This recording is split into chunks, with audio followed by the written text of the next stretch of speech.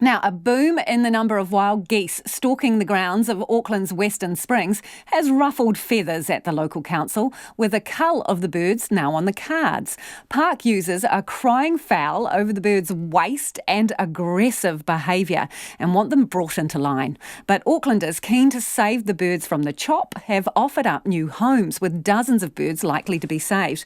We sent our cameraman Nick Munro and reporter Nita Blake-Persen on a wild goose chase to find out more. Gaggles of feral geese are the first thing you see or hear upon arrival at Western Springs. The birds have ruled the roost here for decades, but in the past 12 months or so, their numbers have really taken off, creating quite the flap.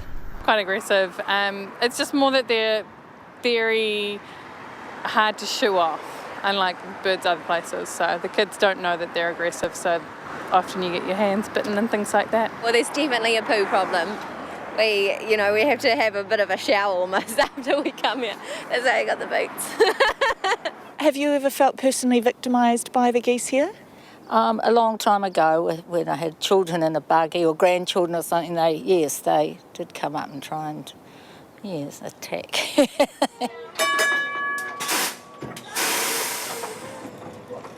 Dennis drives the trams around the park and is sick of them swanning around the tracks. Well, there's rather too many of them, and they tend to congregate around the track, which is not good for our tram running, and running to a timetable. Very, very difficult. What problems do they cause? Well, we have to almost stop the tram so the geese find their own time to waddle out of the way.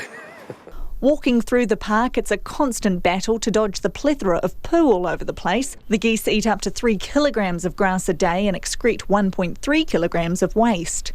That's degrading the park's waterways, and the council is now having to clean the crap off the footpaths daily.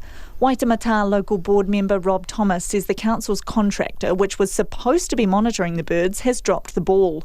He says the shaking of eggs, or cuddling as it's known, has been overlooked. The eggs have not been being cuddled by the contractors, and what that does is it prevents the births of the geese, and so there's been a boom in the population. But when Mr Thomas heard an Auckland Council officer's plans to cull the geese in 2 weeks' time to a more manageable number, he hatched a plan. Auckland, I need your help. I'm calling for anybody who would like to have geese on their properties. He put a call out on social media, which has now been viewed more than 50,000 times, with offers from all over the country. Last night I had a woman from Hokianga give me a call wanting to house some geese, and I've also been contacted by West Coast to the South Island as well. We're not going to be able to save all of them, unfortunately, but we will be able to save many.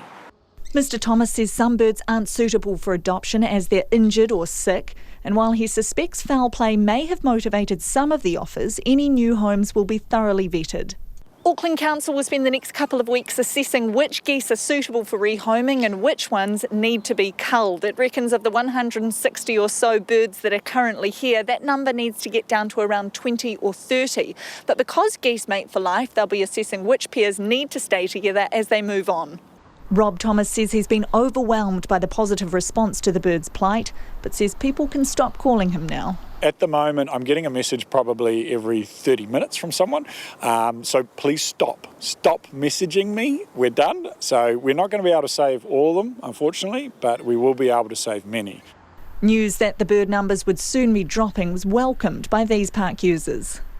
Would I take on a geese personally? No. But that's cool that they want to find new homes for them. Cut back on how many eggs are in the nest, I guess. That'll be a way to do it. A cull before before they've become overpopulated might be a good idea. And Auckland Council says it will be working with its maintenance contractor to ensure the birds' numbers don't take flight again. In Auckland for Checkpoint, Nita Blake-Persen.